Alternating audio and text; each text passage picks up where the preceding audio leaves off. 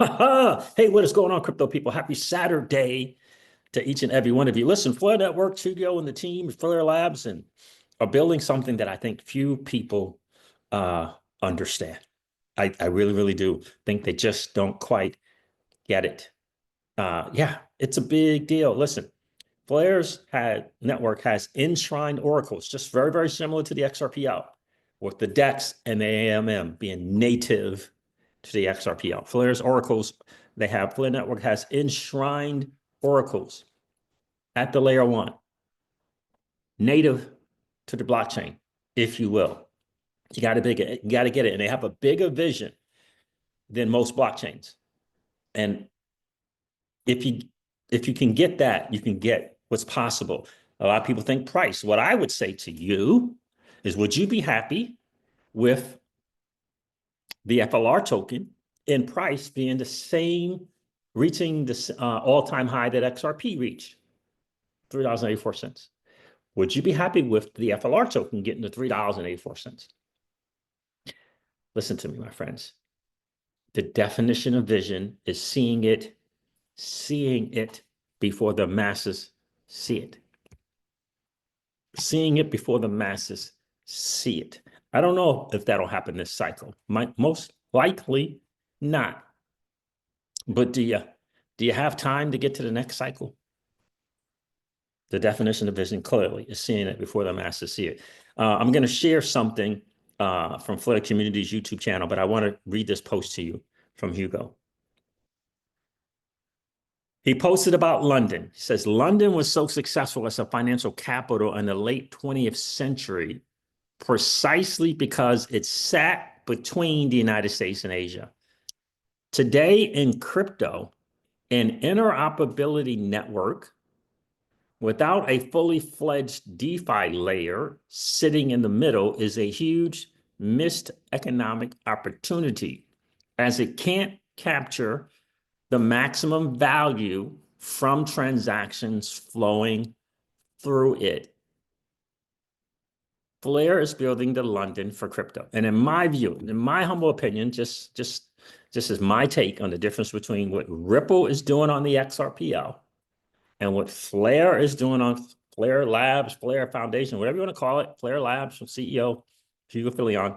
What Flare Labs is doing on Flare Network are the end goal may be the same, but how they are attacking it is different. In my view, Ripple has always been institutions, banks, blah, blah, blah, blah, blah, first, and retail is an afterthought. It's an afterthought for Ripple, not the XRPL. The XRPL was not built for banks and institutions and this, all that stuff. No, I'm talking about Ripple, the company, and what they want to do on the XRPL. You understand? And I think they've taken away the little gatekeeper that doesn't really allow for people who want to do something different on the XRPL. I think at least it's been proposed to get rid of that kind of thing. Okay? Just understand that. It's proposed, if at all, it's a proposal to get rid of that little gatekeeper, where projects or whatever come up with a new idea, better implementations or better features for the XRPL, but it's got to go through that little gatekeeper called Ripple first. Okay? I think they've gotten rid of that little thing. Flare Networks, on the other hand, okay? Flare Networks, on the other hand, it has built out stuff. Although institutions are going to come running to it, it initially has done the retail user-friendly dApps on Flare Networks. SparkDex, Enosis Global, Kinetic Markets, Scepter, liquid staking, with the retail focus initially. Not that there isn't an end goal for institutions, not that they're not making things compliant for institutions. They are, but they take a retail focus first, in my view. Flare Labs, company, Ripple, a company, XRPL, Flare Networks. You understand? Two companies, two different blockchains, different approaches. And in my view, for me, the better approach for me And I believe most of crypto is Flare Network's strategy, in my view, because they are focused on decentralization, true decentralization, true scalability, and true security. We could say that the XRPL is decentralized all we want. Just keep saying it, cool, awesome. Keep saying it, cool, it's awesome. But until you remove that gatekeeper, until you remove that, it's not truly decentralized. I don't care how many validators and UNLs and DUNLs. Until the gatekeeper is removed, it's not truly decentralized. And if you've been in crypto long enough, you know there are levels to decentralization. It's the bottom line. Doesn't mean that the blockchain don't work. Doesn't mean that the blockchain's not awesome. But there are different levels to this decentralization thing. And it's just, it is what it is. Some people like, I don't care if it's not as fully decentralized as other chains. Some, cool. If that's your view, cool. Nothing wrong with that. Can't hate on you for that. That's your view. But in my view, what Flare Network is doing is looking for true decentralization in every sense of the word. So, let me read this again. London was successful as a financial capital in the late 20th century precisely because it sat between the US and Asia. Today in crypto, an interoperability network serves a similar purpose, but an interoperability network without a fully fledged DeFi layer sitting in the middle is a huge missed economic opportunity as it can't capture the maximum value from transactions flowing through it. Flare is building the London for crypto. He goes on to say, he reposts his own post and says, you know, sometimes I'm too subtle. If you build an interoperability protocol and don't put a DeFi hub in the middle, then all you are is infrastructure for moving money around. It's really hard to capture value from this beyond fees. And again, this is what I think this is just the difference in approaches. And there's not a right or wrong. There's a right or wrong for you or for me. And for me, Flare's approaches is better than Ripple's for me as a retail investor, as a value investor in this space. It's really hard to capture value from this beyond fees. People don't want to pay high fees, and competition makes it a race to the bottom. Flare has put a DeFi hub in the middle to capture much more of the value of interoperability between XRP, Bitcoin, and Doge and other ecosystems.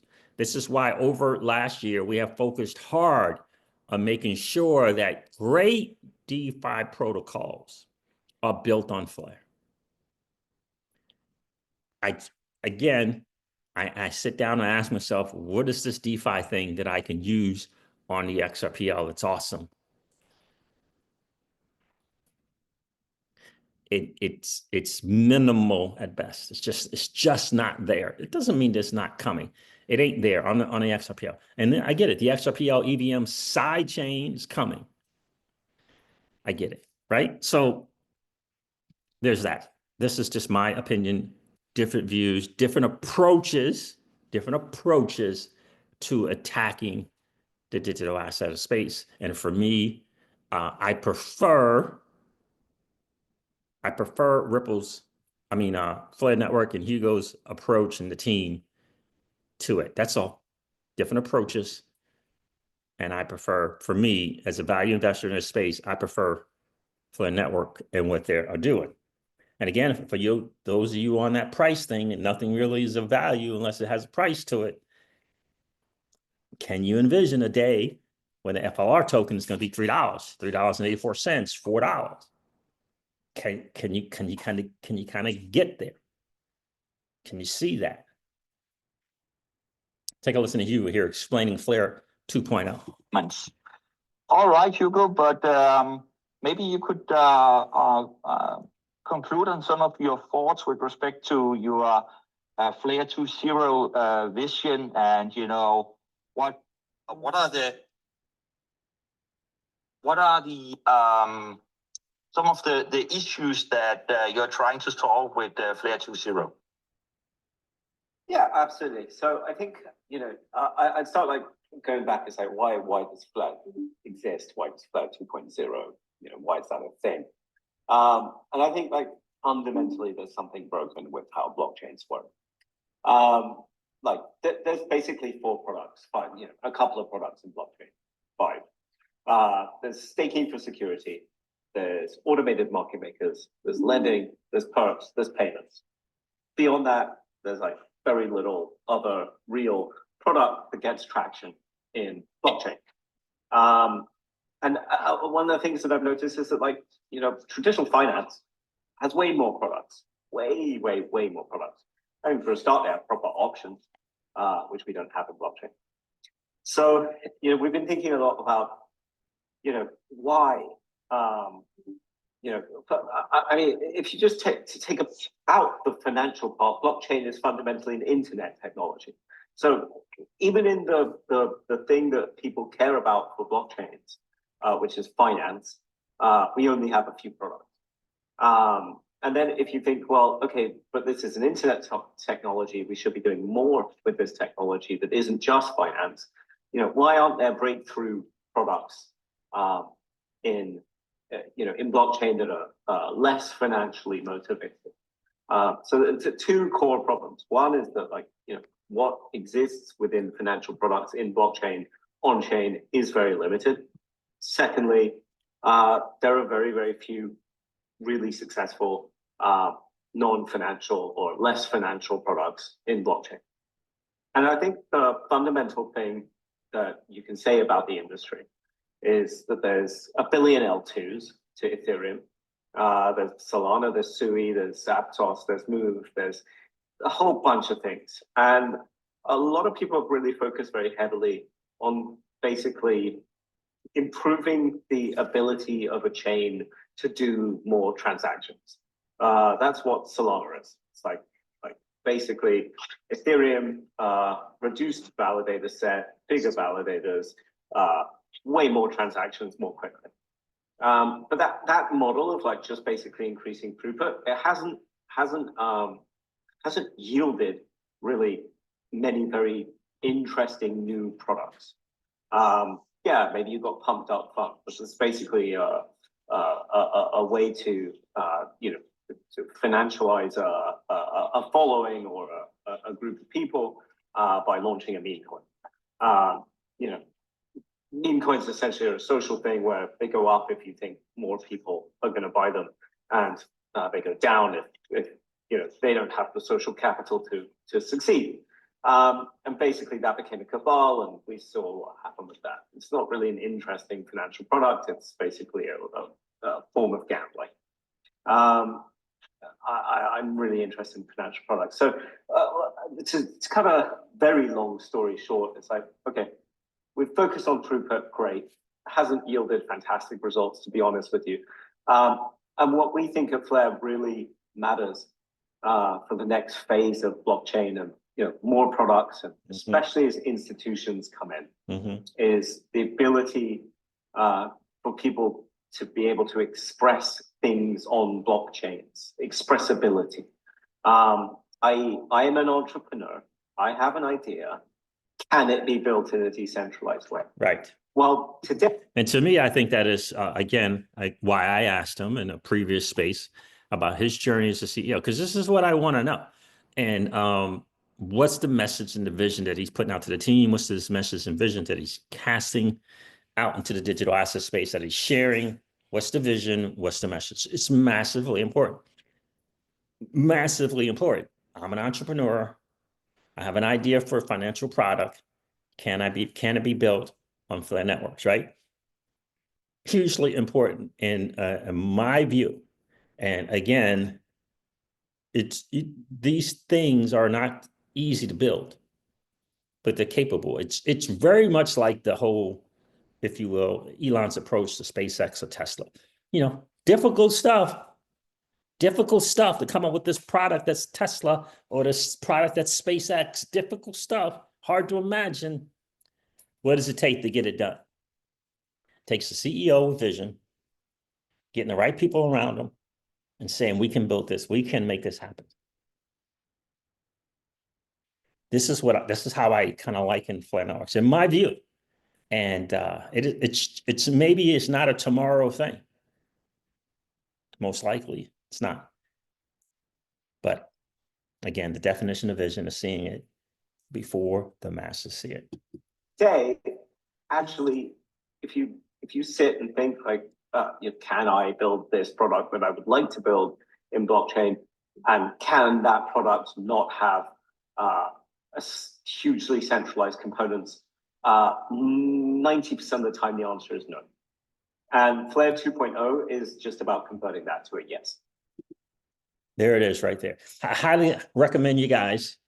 First of all, he said 90% of the time, can I build a true product that is not hugely centralized? Maybe it's 90% centralized, 95% centralized. And he said, today the answer is no. With Flare 2.0, it's about changing that from no to yes. And I believe that most people want that no to be a yes. You could say that most people, the challenge, I believe, is that most projects are saying, people really don't care. Let's just cut the corner and have some element of centralization. People just want to make some money from a fee, and being a liquidity pool, whatever. Projects just want to earn money from fees, whatever it is. I believe that most people, just like Hugo mentioned, institutional big player came up to him and said, we love what you're doing at Flare because you're tackling true decentralization with useful products, useful financial products. That happened to him in real life. A big player came to him and said, we like what you're doing at Flare.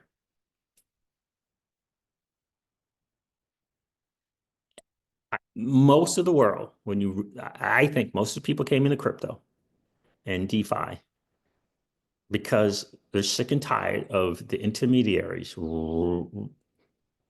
rampaging, pillaging through regular retail folks. We really do truly believe that. Go to Flare community here on YouTube. Check out this video, Hugo's Vision Flare 2.0 deep dive. It'll be well worth